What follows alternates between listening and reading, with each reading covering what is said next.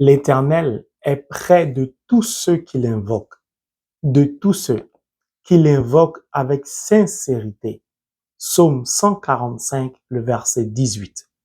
Que la paix et l'amour de Dieu le Père reposent en nos cœurs, chers abonnés, et sur vous qui pour la première fois regardez cette chaîne. Si vous y êtes, ce n'est pas un hasard, c'est le Saint-Esprit qui vous y a conduit, car Dieu veut certainement vous bénir, ou vous êtes concerné par le sujet, le thème du jour. Si donc vous aimez la parole de Dieu comme moi, je vous invite du plus profond de mon cœur à vous abonner massivement. N'oubliez pas d'appuyer sur le pouce levé et surtout de partager cet enseignement afin de donner la possibilité à toutes ces personnes qui, dans des contrées lointaines, n'ont pas accès ni connaissance de la parole de Dieu. C'est vous que Dieu a choisi comme des instruments pour répandre sa parole qui est lumière dans le monde entier. Qu'il vous bénisse, qu'il vous donne de voir le désir de votre cœur être exaucé par lui-même. In the name of Jesus Christ. Amen. Deuxième partie de la deuxième saison. Le thème, ce sera le discernement. Comment discerner pour savoir si la personne qui est en face de vous est votre âme sœur, a été conduite par Dieu. Pour cela, nous allons prendre le livre de 1 Samuel, chapitre 16, le verset 7, qui dit, et je cite, « Et l'Éternel dit à Samuel, ne prends point garde à son apparence et à la hauteur de sa taille, car je l'ai rejeté. L'Éternel ne considère pas ce que l'homme considère. L'homme regarde à ce qui frappe les yeux, mais l'Éternel regarde au cœur. »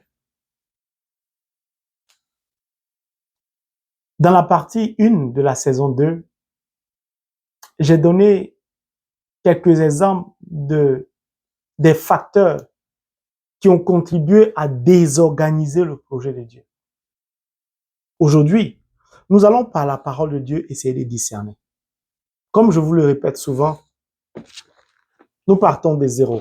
Un seul instrument, the word of God. C'est ce chemin que nous avons décidé d'emprunter. Pour cela, vous allez comprendre pourquoi chaque fois je répète qu'il est important de méditer la parole de Dieu nuit et jour, de conformer sa vie à la parole de Dieu, de pratiquer la parole de Dieu, de refléter la parole de Dieu, car cette parole est source de la foi. La foi sans laquelle il est impossible d'être agréable aux yeux de Dieu. Malheureusement, parfois, nous-mêmes, nos propres défauts constituent des obstacles. Vous allez comprendre pourquoi chaque fois je le répète. Parce que la parole de Dieu qui est esprit va nous aider à discerner. Que nous dit ce verset? Mais on garde toujours en tête notre texte de base. D'ailleurs, que je vais lire tout à l'heure, ne serait-ce qu'un verset de notre texte de base qui est Genèse chapitre 2, verset 18, puis le verset 21 verset 24, qui était le texte de la saison 1. Dieu dit, au travers du livre de Samuel, que lui, Dieu, il ne regarde jamais l'apparence d'un être humain, d'un homme ou d'une femme. Il regarde toujours au cœur de l'homme. Quand je dis l'homme, c'est avec grand H. Ce sont les humains qui regardent l'apparence. Je vais recommencer pour que vous puissiez comprendre. Dieu dit à Samuel, ne prends point garde à son apparence et à la hauteur de sa taille, car je l'ai rejeté. Samuel, Dieu devait choisir un roi, le roi David. Samuel a jugé, de par le regard de la chair, de choisir un tel parce qu'il était grand, parce qu'il était peut-être costaud, ainsi de suite. Il s'est focalisé sur son apparence. Dieu va lui rappeler que lui, Dieu, il l'a déjà rejeté. Parce que lui, l'apparence ne lui dit rien. Il ne fixe pas son regard sur l'apparence charnelle. Car c'est lui qui nous a créés. Il sait ce qui est bon en nous. Puis Dieu va continuer à dire à Samuel, l'Éternel ne considère pas ce que l'homme considère. Dieu nous dit clairement que ce que nous regardons, ce que nous apprécions, ce que nous considérons, ce sur quoi nous nous basons pour juger, pour critiquer ou pour choisir, n'est pas le chemin que Dieu emprunte. Dieu dit que il ne considère pas ce que l'homme considère. C'est-à-dire qu'il n'a pas le même regard que nous. Il n'a pas le même comportement ni la même attitude que nous. Lui, il se respecte. Lui, il est saint, il est pur. Et lui, il recherche le bonheur des humains qu'il a créés. Pour cela, il ne peut pas nous regarder. Parce qu'il sait très bien, comme je le répète souvent, que le cœur de l'homme est mauvais. Dieu va continuer en disant, l'homme regarde à ce qui frappe les yeux. Alléluia. J'aime Dieu quand il dit ça. Vous allez comprendre tout à l'heure au travers de l'enseignement. Dieu dit, l'homme regarde ce qui frappe aux yeux. C'est-à-dire, l'homme est trop concentré, focalisé sur le matériel, sur l'aspect charnel, sur l'aspect physique, sur le rang social, sur la taille, la beauté, ainsi de suite. Lui, Dieu, il est au-delà de tout ça. Donc, il ne peut pas se comparer à nous. Nous ne pouvons même pas nous comparer à lui. Puis, il termine en disant, mais l'éternel, mais où est donc on est qu'à conjonction de coordination. Mais marque l'opposition. Mais l'Éternel regarde au cœur. Regardez la différence Dieu et nous. Non, soyons sérieux. Le gars, lui, il est en haut. De là-haut, il nous voit, nous qui sommes en bas. Et puis, il nous dit que lui, de là-haut, quand il regarde là, c'est pas notre aspect, il regarde directement dans notre cœur. Je vous ai dit, Siracide 37, verset 17. La racine de nos pensées, c'est notre cœur. Mieux, Saint Paul va aller plus loin. Éphésiens 3, verset 17. Dieu habite dans nos cœurs par la foi. C'est-à-dire que si tu n'as pas la foi, tu ne sais pas que Dieu habite dans ton cœur. Donc, Dieu est là-haut. Il nous regarde, nous qui sommes en bas, mais lui, il regarde directement à notre cœur. Maintenant, nous qui sommes en bas, qui sommes sur la terre, nous regardons nos semblables. Au lieu de chercher à regarder ce qui est dans l'autre, nous, on se limite à l'aspect. Cela démontre encore pour la énième fois combien de fois l'homme est petit à l'égard de Dieu. Et ça confirme toujours ce que Agou disait, Proverbe 30. Je suis trop stupide, je n'ai pas l'intelligence, ni la connaissance de la sagesse. Agou a compris. D'abord, de par la position stratégique de Dieu. Prenons en langage de l'école. Par sa position géographique. Dieu en hauteur, il est en haut. Nous sommes en bas. Déjà, il nous domine. Lui, pour nous regarder, il fait comme ça. Il nous voit. Nous, pour le regarder, on fait comme ça. Dieu, j'aime Dieu. J'aime the word of God. J'aime la parole de Dieu. Elle est simple et claire. Elle nous permet de comprendre beaucoup de choses. Mon frère, si hier tu n'avais pas connaissance de la parole de Dieu, si hier tu étais chrétien mais tu as abandonné Dieu, tu ne lisais pas la parole, Dieu ne va pas te juger, c'est pas grave. Pardon, reviens, pardon, reviens, fais comme moi. Moi-même, là, Dieu m'a appelé à le servir il y a longtemps, je ne voulais pas l'écouter. J'ai vécu ma vie, Dieu a eu miséricorde de moi, il m'a pardonné. Et puis il m'a dit, je vais t'utiliser pour me servir. Comme ça, tu vas prêcher sur tout le désordre que tu as créé dans la vie, dans le monde. Tu as mélangé mon projet, toi-même viens préparer. Et j'ai dit oui à Dieu. Je vais réparer ce qui est gâté. Dieu aime qu'on communique avec lui. Dieu aime rigoler avec nous. Il nous aime tellement. Donc, Dieu va marquer par une conjonction de coordination, mais l'Éternel regarde au cœur. Pourquoi il est important que nous ayons ce verset, nous puissions le comprendre? Ça va nous aider à discerner. Si nous avons choisi de parvenir à notre désir de mariage, c'est-à-dire si nous voulons nous marier, que nous avons décidé d'emprunter le chemin de Dieu, nous devons comprendre alors que le projet d'union entre un homme et une femme a été déjà arrêté par Dieu. Il en est le concepteur. Nous n'y sommes pour rien. De ce fait, si on comprend ça, on sait qu'on est juste des instruments qui vont contribuer à réaliser le projet de Dieu.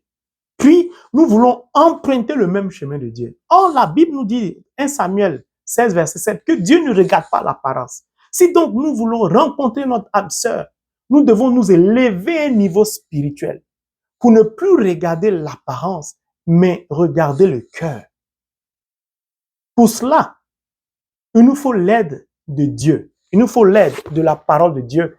Il nous faut l'aide de l'Esprit Saint. Un homme est tellement limité qu'il n'a pas la capacité spirituelle de percer le mystère qui se trouve dans le cœur de son semblable. Ce n'est pas possible. Alors nous allons retourner dans notre texte de base. De Genèse, chapitre 2, nous allons prendre le verset 23. Et l'homme dit, voici cette fois celle qui est os de mes os et chair de ma chair. Regardez, je lève mes mains. Est-ce que vous voyez mes os? Non. Pour voir mon os, il faut une déchirure. Ou il faut que mon avant-bras ou mon bras se casse pour que l'os puisse sortir. C'est la seule manière de voir mon os. Lorsque nous voulons discerner, le discernement d'abord, c'est quoi? C'est de voir en l'autre, dans une situation, dans ce que nous traversons, si Dieu y est présent ou pas, si ce que nous faisons est bon ou pas, si le choix, en ce qui concerne le discernement pour rencontrer son âme sœur, le discernement consiste à voir en l'autre qui vient à nous ou vers qui nous allons, savoir s'il vient de Dieu, s'il nous est prédestiné. C'est ça le discernement. Donc l'homme, lorsqu'il est placé au milieu du jardin d'Éden et que Dieu crée la femme, conduit la femme vers l'homme, le premier réflexe de l'homme, et c'est là que vous allez voir l'importance de l'ordre chronologique qui est identique à celui de Samuel. L'homme va dire, voici l'os de mes os. Donc, pour pouvoir identifier l'os, l'homme est allé au-delà de la femme. C'est-à-dire au-delà de son aspect physique, de son apparence. Il allait directement au niveau spirituel. Pourquoi? Nous sommes créés à l'image et à la ressemblance de Dieu. Donc, en nous habite un être humain qu'on appelle l'homme intérieur ou que Saint Paul appelle l'homme intérieur, qui a l'image de Dieu, qu'on appelle aussi l'Esprit Saint. La Bible dit que lorsque Dieu a créé l'homme, l'homme était sans mouvement, il ne bougeait pas. Dieu a insufflé en lui son souffle, le souffle, c'est-à-dire l'esprit. C'est pourquoi on appelle ça aujourd'hui pneumatique. Ça vient de là. Dans le pneu chambraille à l'air, le nom vient de là. Lorsque Dieu insuffle en l'homme son souffle, c'est-à-dire l'esprit, l'homme se met maintenant à bouger, à se mouvoir, il vit. Quand l'esprit est la vie, on a déjà fait la démonstration de la parole de Dieu que la parole est esprit, la parole est vie. Partant de là, l'homme a quelqu'un en lui, qu'on appelle son homme intérieur. Quand je dis l'homme, c'est toujours avec grand H, la femme est dedans. Donc, à l'origine, l'homme est bon, l'homme est droit. C'est Ecclésiaste 7, l'enseignement précédent, la partie présente. L'homme a préféré les détours. Sinon, à la base, quand Dieu nous a créés, nous sommes des potentiels mariés, puis nous sommes habités par un homme intérieur qui lui est connecté au royaume céleste. Cet homme intérieur, il n'est jamais malade. Cet homme intérieur, il n'est jamais aveugle. Cet homme intérieur, il n'est jamais boiteux. Cet homme intérieur, il n'est jamais pauvre. Parce qu'il est connecté à Dieu. Et Dieu il est immensément bon. Il est immensément riche. Dieu, l'or et l'argent lui appartiennent. C'est-à-dire que notre homme intérieur est immensément bon. Immensément riche. Il a tout. Seulement cet homme intérieur, qui lui ne tombe jamais malade. Je vous donne un exemple. Lorsque Jésus rencontre un aveugle, il prend la boue, il crache, il mélange là, ça il fait comme ça. Il voit. Ça veut dire que l'aveugle n'avait pas besoin de partir à l'hôpital. Mais qu'est-ce que Dieu fait? Et qu'est-ce que Jésus fait? Il nettoie simplement. Car ce qui le rend aveugle, c'est juste une saleté qui recouvre son homme intérieur. C'est juste la saleté. C'est tout. Donc Jésus nettoie la saleté. Parce que l'homme intérieur, il ne peut jamais être aveugle. Il ne peut pas être aveugle. Ce n'est pas possible. L'homme intérieur ne peut pas être muet. Ce n'est pas possible. Mais l'homme intérieur est recouvert de la chair. Donc notre chair est une apparence, est une enveloppe, est une carapace qui recouvre notre homme intérieur. C'est pour ça que vous partez à des croisades de prière où, lorsque Jésus veut guérir le paralytique, il dit, lève-toi, prends ta civière et rentre chez toi. Jésus ne s'adresse pas à la chair au paralytique. Il s'adresse à l'homme intérieur, à celui qui est en lui, qui est le souffle que Dieu a insoufflé en l'homme pour qu'il vive. Jésus va dire, lève-toi, prends ta civière. Cet homme intérieur, qu'on appelle, c'est pour l'homme intérieur qui est en nous, qui a l'image de Dieu, lui là, quand Dieu lui parle, il écoute, il obéit. Parce qu'il est connecté à Dieu. Dieu est sa source d'énergie. Comme votre téléphone portable, vous branchez le courant, charge votre téléphone. L'homme intérieur, il est connecté à Dieu. Quand Dieu lui donne des instructions, il obéit. Si vous êtes paralytique, vous êtes assis, votre homme intérieur n'est pas paralysé. Si Dieu dit, ou le serviteur de Dieu dit, pour remplir l'esprit, c'est au nom de Jésus, lève-toi. Il s'adresse à l'homme intérieur. L'homme intérieur va bondir. Lorsque l'homme intérieur bondit, vous allez voir le paralytique se lever de sa chaise, commencer à marcher. Mais on n'est pas encore arrivé là, on va faire des enseignements dessus plus tard. Donc c'est cet homme intérieur qui va discerner. Parce que lui seul est capable de discerner. En la femme que Dieu conduit vers lui, Comme il sait que c'est Dieu qui conduit la femme, il commence à discerner d'abord. Il dit, voici l'os de mes os. J'ai déjà dit comment reconnaître l'autre. L'os. Puis il dit, la chair de ma chair. L'ordre chronologique, c'est d'abord d'identifier en celui qui est en face de vous le caractère spirituel. Chaque être humain est doté d'un homme intérieur. C'est pour ça qu'il vit. La chair vient en second plan. Pourquoi? La chair est soumise à une loi. On va dire, pour parler terre à terre, est sous domination du diable, de l'evil one, du devil, c'est-à-dire de Satan. Donc, l'homme nous indique déjà que pour discerner si celui qui vient a été conduit par Dieu, nous devons nous élever à un niveau spirituel. Puis maintenant, en second plan, on peut se morfondre à regarder ou apprécier l'apparence, la carapace qu'est la chair. Ce qui doit prédominer dans le discernement, c'est l'aspect spirituel et non l'aspect charnel. L'os que vous voyez, vous avez l'habitude de voir l'os. Quelle est la couleur de l'os? Couleur blanche. Il ne parle pas de la couleur blanche des peaux de certaines personnes. La couleur blanche là. Je n'ai pas de feuille. Le blanc, c'est ça le blanc, la couleur blanche. Aucun être humain sur cette terre n'a une couleur comme ça. Ce n'est pas possible. Bon, donc laissez les gens fantasmer. Donc la couleur blanche est la couleur de l'os. Pourquoi? La couleur blanche, l'os symbolise notre âme intérieure, c'est-à-dire le spirituel, c'est-à-dire Dieu, c'est-à-dire la pureté. C'est pour ça l'os, la couleur de l'os, est la couleur blanche. C'est-à-dire la pureté, la sainteté, c'est-à-dire de l'Esprit Saint. La chair maintenant, la chair, étant soumise à la loi de la chair, à la loi de la chair, ne peut pas avoir la même couleur que l'os. Ce n'est pas possible. Parce que la chair est contrôlée par le l'evil one, le devil, c'est-à-dire Satan, le diable. Quand vous voulez rencontrer votre partenaire, vous devez discerner ces deux aspects. L'homme intérieur et l'homme extérieur. L'homme extérieur, c'est la chair. Quand l'homme dit voici l'os de mes os, il parle de l'homme intérieur. Quand il dit la chair de ma chair, il parle de l'homme extérieur. Car ces deux entités nous constituent. Notre l'os est recouvert de la chair. Partant de là, l'homme nous indique, ou Dieu nous indique, que la complication va résider dans le discernement de celui qui vient vers nous ou vers qui nous allons. Que ce qui va prédominer, ça doit être l'esprit. Mais malheureusement, comme l'os n'est pas visible, nous serons sous pression des lois charnelles. Le combat va commencer là. Si donc nous nous limitons à l'aspect charnel, nous sommes capables de passer à côté de ce que Dieu a prévu pour nous. Vous allez comprendre pourquoi. Si nous prenons le livre de Galates, chapitre 5, le verset 17, il dit, et je cite, « Car la chair a des désirs contraires à ceux de l'esprit, et l'esprit en a de contraires à ceux de la chair.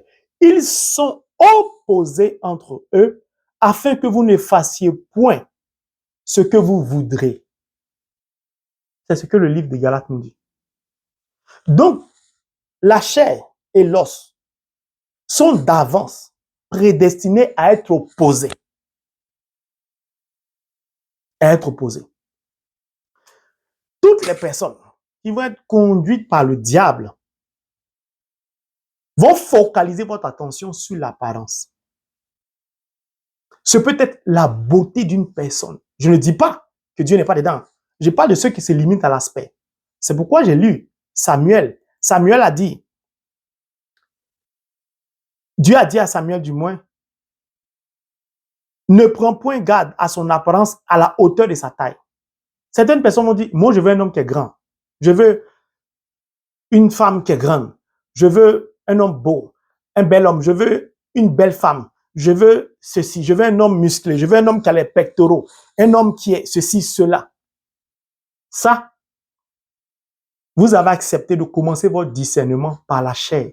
Donc de bouleverser l'ordre chronologique.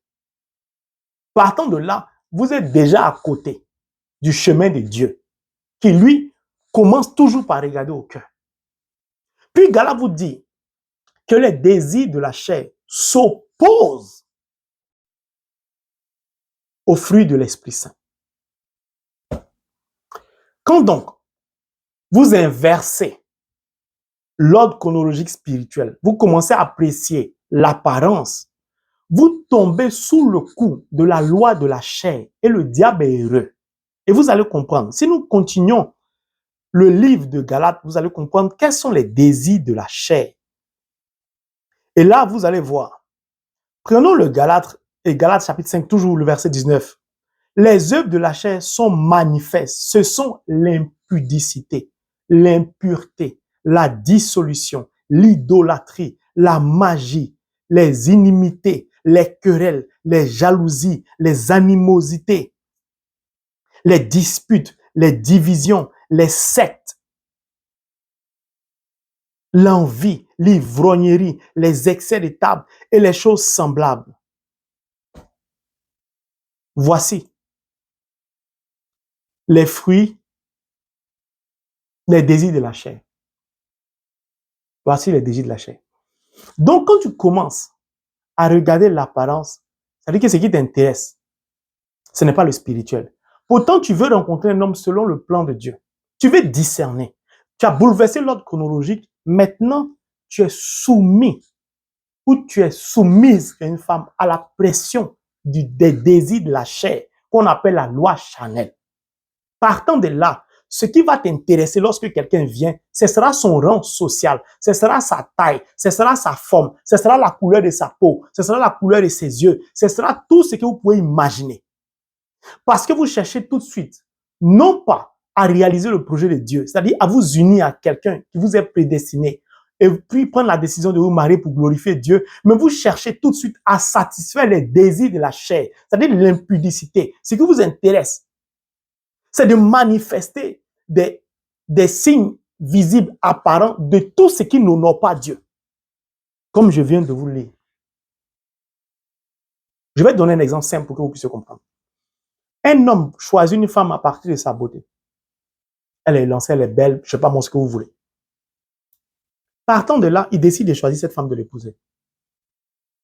Et lui-même, il se rend compte en fait qu'il est prisonnier de son choix qui a été basé sur le regard de la chair et non sur le spirituel. C'est-à-dire qu'il a concentré son choix sur l'homme extérieur qui est symbolisé par la chair.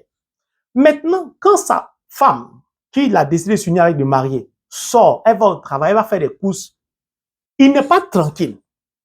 Parce qu'il s'est dit, de la manière dont elle est belle, je l'ai vue, je l'ai admirée, c'est comme ça peut-être quelqu'un d'autre est en train de l'apprécier. Peut-être qu'elle va lui donner son numéro. Peut-être que lui, il sera plus beau que moi. L'homme commence à manifester de la jalousie. Et ça peut devenir une jalousie maladive. Chaque seconde, il envoie un message à sa femme. Tu es où? Tu fais quoi? Prends-moi une photo pour me dire où tu es. Petit à petit, le diable est en train de contrôler sa vie, contrôler la vie de son couple. Parce qu'il a opéré un choix charnel. Et beaucoup d'hommes sont remplis de l'esprit de jalousie, une jalousie maladive. On ne vous a pas envoyé de choisir une belle femme, un beau garçon. Ce qui vient de Dieu est beau. C'est tout. La femme qui vient de Dieu est belle. L'homme qui vient de Dieu est beau. Parce que ce qui intéresse Dieu, c'est la beauté du cœur et non l'apparence physique. Donc, tu as choisi une telle femme et puis tu es embrouillé toi seul. Tu paniques pourquoi? Si tu marches avec quelqu'un qui la regarde, ne te tourne pas. Pourquoi il te regarde? Mais tu paniques pourquoi? L'union qui vient de Dieu repose sur la confiance au préalable. Si tu n'as pas confiance en l'autre, ce n'est pas la peine de t'unir à elle ou de t'unir à lui. Parce que tu vas souffrir toi seul. Des gens qui fouillent dans le téléphone de leur partenaire. Ah, qui t'envoie ce message? Ton téléphone a sonné la nuit. Demain, je vais voir. Tu t'embrouilles pourquoi? Parce que ton choix ne s'est pas basé sur l'homme intérieur. Je donne un exemple, mais c'est valable. Il y a beaucoup de cas. Où tu es étonné que maintenant, au début, tu pensais que c'était quelqu'un de bien. Chaque fois qu'il descend du travail, il s'en va au bar ou au maquis. Quand il rentre, il est fatigué, il est ivre. L'ivrognerie. Parce qu'il est sous pression de la chair. Ou maintenant qu'il s'est uni à toi, il t'a trouvé belle, non? Comme il a eu ce qu'il voulait, maintenant, c'est toutes les petites filles qui passent, il regarde. Pourquoi? Parce qu'il t'a déjà découvert. Il t'a déjà découvert. Il sait que ce qu'il voulait, il l'a eu. Parce que la pression des désirs de la chair est une réalité spirituelle. Le diable ne plaisante pas avec nous. Hein. Parce que le diable sait l'importance de l'union entre un homme et une femme. Je vais vous donner un secret biblique. Si vous voulez prospérer dans votre vie, si vous voulez réussir dans votre vie, si vous voulez avoir du succès dans votre vie, si vous voulez devenir milliardaire, vous devez choisir une bonne femme. La richesse émane de la sagesse de la femme. Ceux qui sont riches vont comprendre ce que je dis. Ceux qui sont pauvres vont dire, oh, mais ça, c'est rien. Parce que l'Esprit Saint n'est pas en eux. Le projet de Dieu, Dieu lui-même, pour faire reposer son projet, a choisi Marie. J'ai dit, je vais faire un jour un enseignement sur la femme, la puissance de la femme. Si une femme n'est pas mariée, c'est qu'elle n'a pas envie de se marier. Il y a un proverbe qui dit, ce que femme veut, Dieu veut. Ce n'est pas en vain. La femme est... Continuons l'enseignement. Donc Dieu, l'homme a choisi l'aspect charnel et il devient victime. Il développe ce qu'on appelle la jalousie maladive. Il ne dort plus la nuit, il est paniqué. Parce qu'il a choisi la chair. Lorsqu'on maintenant, on décide de suivre le discernement, en choisissant l'ordre chronologique, c'est-à-dire qu'on veut discerner celui qui vient. Si c'est l'os de mes os ou l'os de mes os, c'est-à-dire que le caractère spirituel, on s'attaque à l'homme intérieur. Or, l'homme intérieur, si nous pratiquons la parole de Dieu, nous pouvons discerner. Le discernement est un don de l'Esprit Saint. Aujourd'hui, ce n'est pas un enseignement sur les dons, c'est un don de l'Esprit Saint. Pour que ce don te soit donné, il te faut lire la parole de Dieu. C'est tout. Tu n'as pas la possibilité de discerner, de voir dans le cœur de l'homme. Seul l'Esprit peut t'emmener à comprendre ce qu'il y a dans le cœur de l'autre. Pour cela, il faut lire la parole de Dieu. Tu ne lis pas la parole de Dieu, tu ne peux pas avoir le don du discernement. Je vais te donner un verset pour que tu saches que ce que je dis, je ne suis pas l'auteur. Que ce que Dieu nous demande, c'est ce qu'il a écrit dans sa parole. Nous allons prendre le livre de l'Hébreu, chapitre 5, si ma mémoire est bonne, le verset 4. Le verset 14. Hébreu, chapitre 5, verset 14, qui dit, et je cite, « Les adultes, par contre, prennent de la nourriture solide.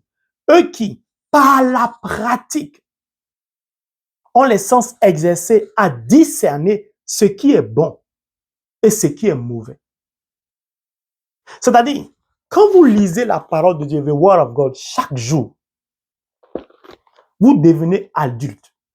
Par la pratique de la parole de Dieu, que vous méditez nuit et jour, que vous essayez de pratiquer, c'est-à-dire de conformer votre vie à la pratique, de conformer votre vie à la parole de Dieu, le Saint-Esprit, c'est-à-dire que votre âme intérieure, je vais faire français terre à terre. En espagnol, on dit, hay que comer para vivir, je mange pour vivre. Ici, spirituellement, quand nous lisons la parole de Dieu, Jésus dit, je suis le pain vivant descendu du ciel. C'est la parole.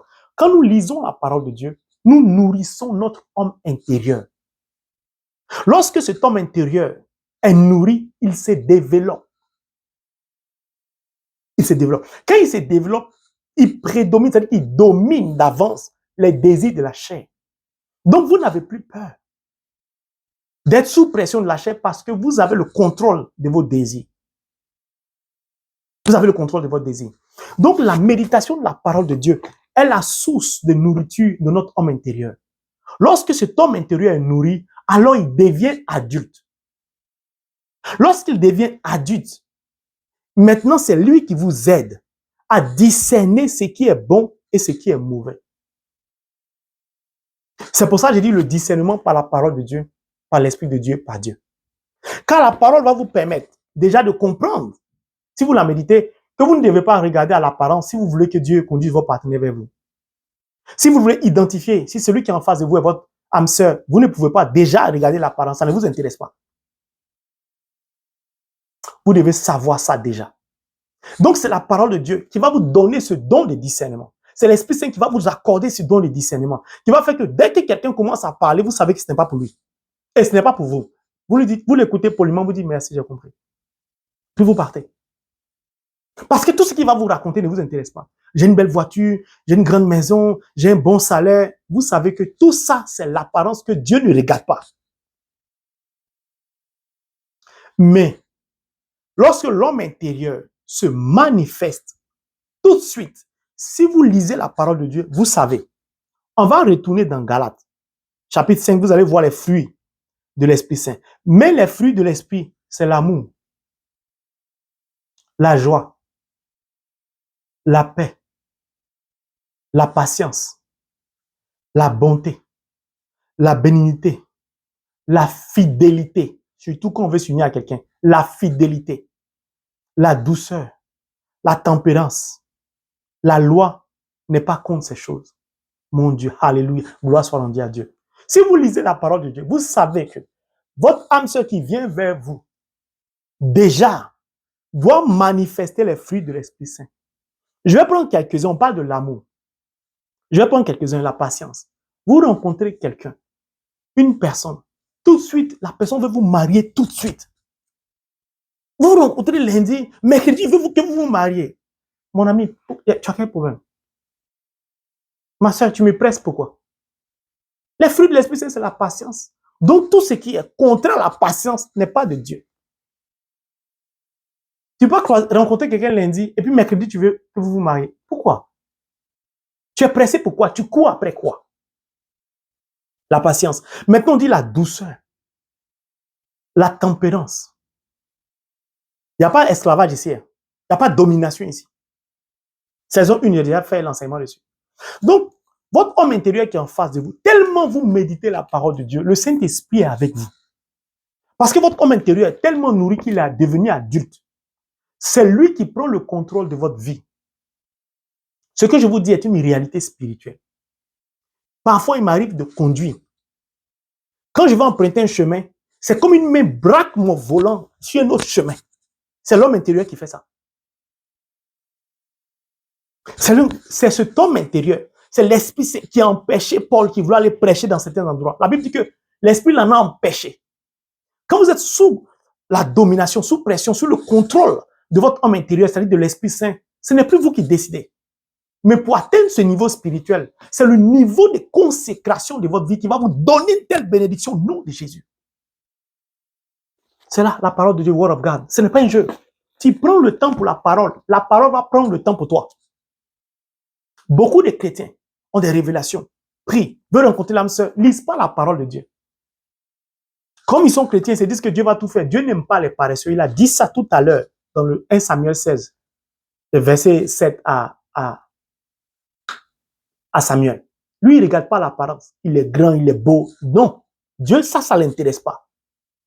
Donc, votre homme intérieur va vous aider à identifier.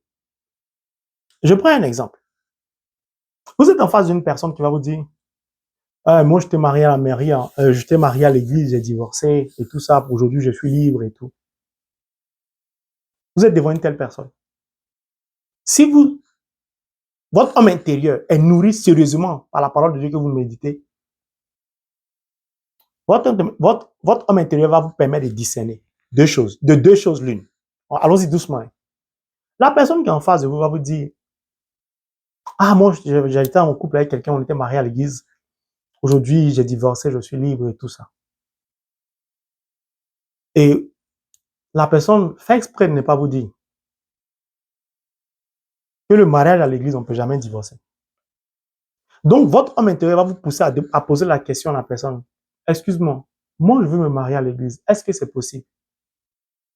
Oui, on peut se marier. Ah non, l'église, c'est rien. On peut se marier. Non, ça, on peut se marier, c'est rien. Il vient de vous mentir. Donc, l'Esprit Saint ou votre homme intérieur va vous dire, ce n'est pas pour vous. Pourquoi? Parce que le mariage, pour nous qui sommes catholiques, je précise, pour nous qui sommes catholiques, par exemple, le mariage à l'église, on ne peut pas divorcer. Quand il est inscrit dans ton carnet de baptême, aucune église ne peut marquer autre chose. Franchement dit, je ne suis pas l'auteur de la parole de Dieu. Je suis un instrument que Dieu utilise. Donc déjà, il ne t'a pas dit la vérité.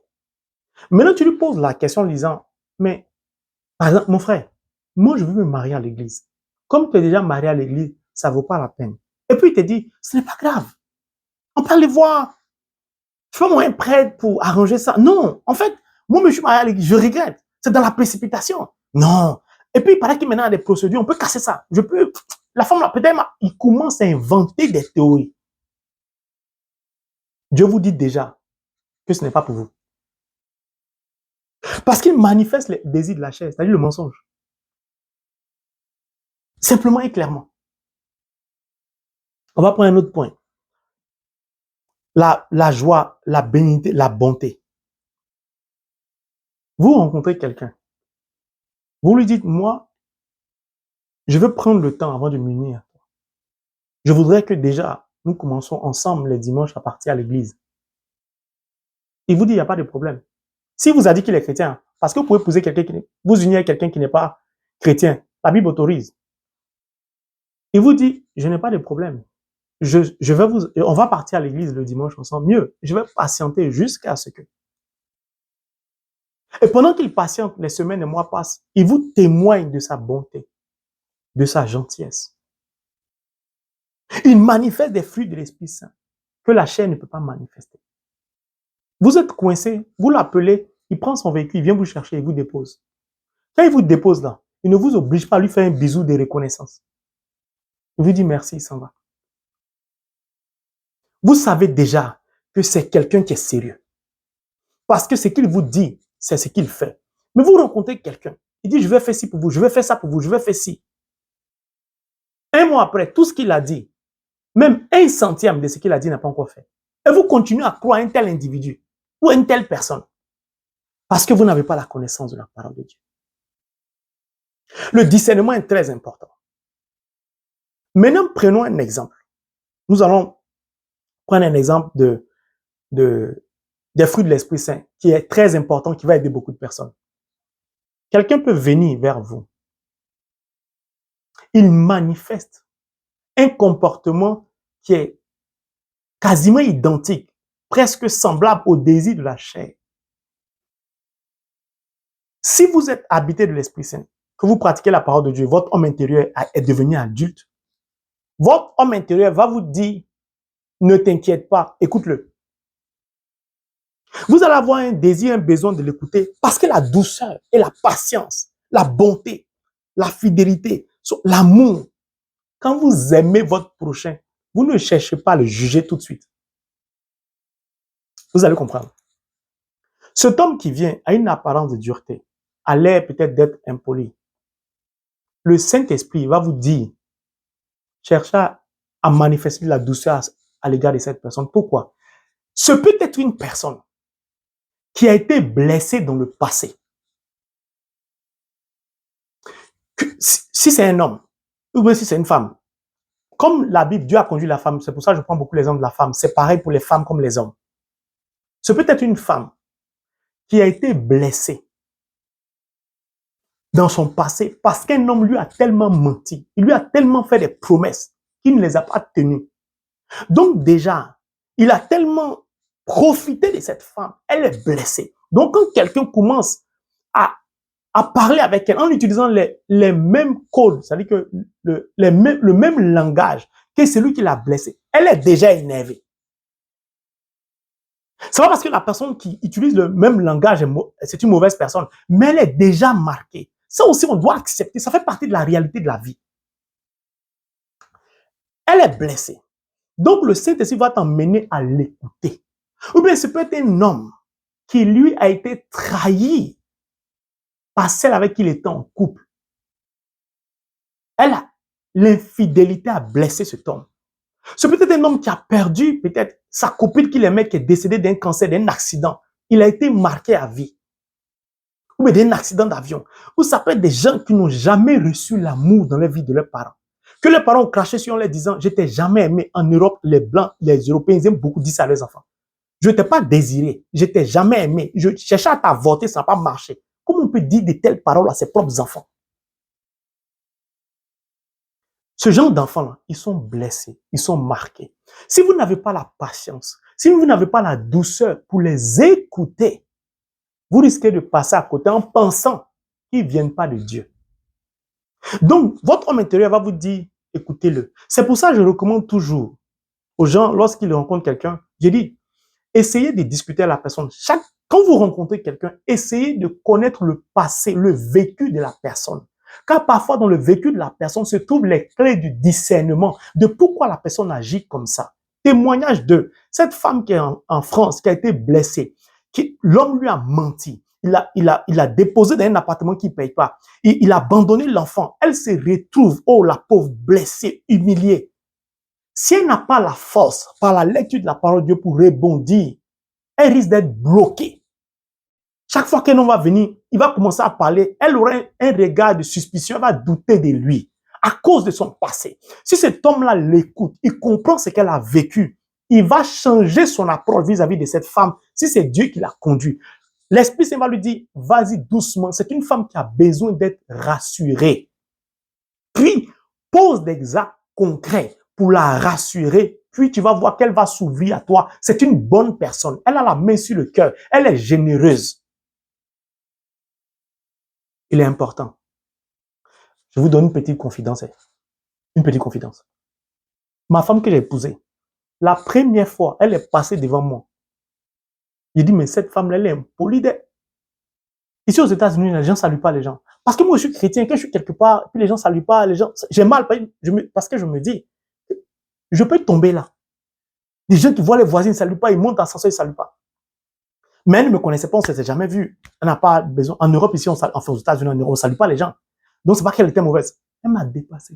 Et puis, j'ai dit, Seigneur, mais les gens sont impolis ici aux États-Unis. Je suis là, comme ça, à l'entrée d'une porte. Elle passe comme ça, elle me dépasse. Déjà, c'était la femme qui allait épouser. Puis il dit, ah, Seigneur, l'impoli. Le Saint-Esprit me dit, c'est pourquoi tu es venu aux États-Unis. C'est elle. C'est ta femme. Il dit quoi?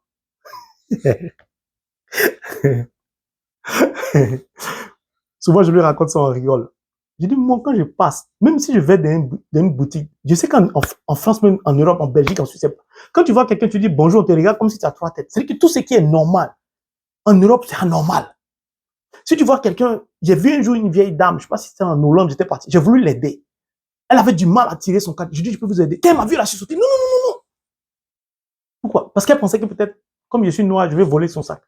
C'est-à-dire que, mon Dieu, bref.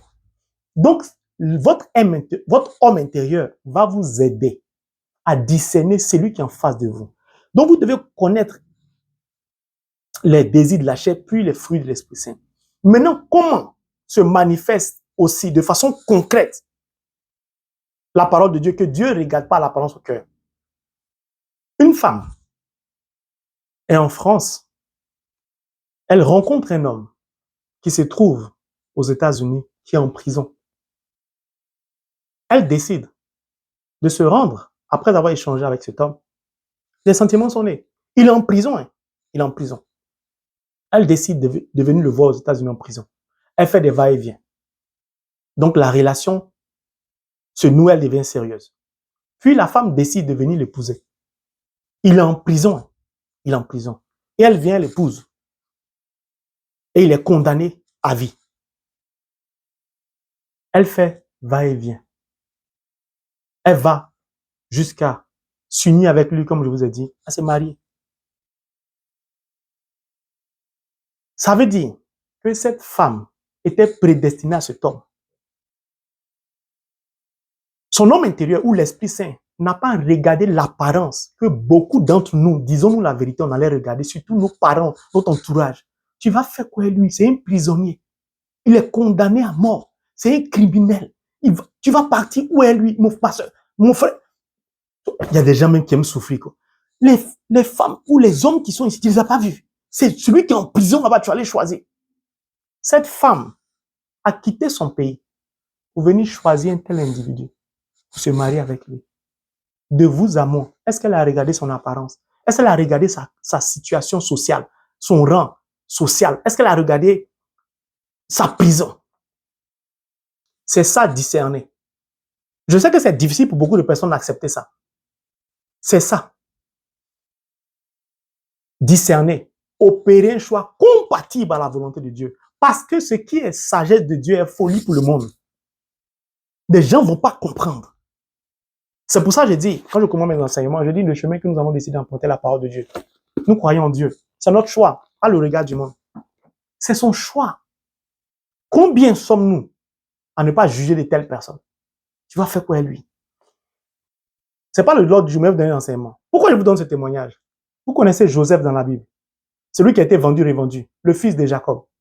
Joseph a fait plus de 10 ans en prison. Sa femme s'appelle Asna. Je dis bien Joseph, pas le mari de Marie. Joseph dans le fils de Jacob dans l'Ancien Testament. Joseph, qui a été numéro 2 d'Égypte. Joseph était un prisonnier. Il a fait plus de 10 ans en prison. Pourtant, il était innocent. Je dis bien, Joseph était innocent. Il a été accusé à tort. Et de la prison, il est devenu le numéro 2 d'Égypte. Je ferai un enseignement dessus un jour. Sa femme Asna, elle n'a pas regardé son casier judiciaire de prisonnier pour accepter d'être son épouse. C'est pour ça que j'ai pris l'exemple de cette femme française. Qui d'entre nous, si sa fille dit « je vais marier un prisonnier qui est condamné à vie », de vous à moi, est-ce qu'on va accepter? Voici un exemple typique de la différence du choix fait par l'esprit et du choix fait par la chair. Mes frères et mes sœurs, c'est cet enseignement que j'ai voulu partager avec vous pour cette deuxième partie. Car cette année, vous allez rencontrer votre âme sœur. Vous allez comprendre beaucoup de mystères de la parole de Dieu et ça va vous aider. Troisième partie, ce sera comment choisir son âme sœur par la parole de Dieu. Pourquoi? Le monde est déjà désorganisé. Tout est mélangé. Ça devient de plus en plus difficile. Si vous voulez vous enfermer dans des cases, vous allez prier, vous allez avoir l'impression que Dieu ne veut pas vous exaucer. Dieu n'y est pour rien dans le désordre du monde. Partie 1. Cette femme qui a fait le choix d'épouser un prisonnier, peut-être qu'il est innocent. Peut-être qu'il a été accusé à tort. Aux États-Unis, ici, on peut vous traîner en prison et puis découvrir 30 ans après que vous étiez innocent. Ça arrive, il y a beaucoup de cas. Donc, comment tu opères tes choix? Selon le regard de la chair ou selon le regard de l'esprit? Ce sera la troisième partie. Que Dieu vous bénisse. Amen.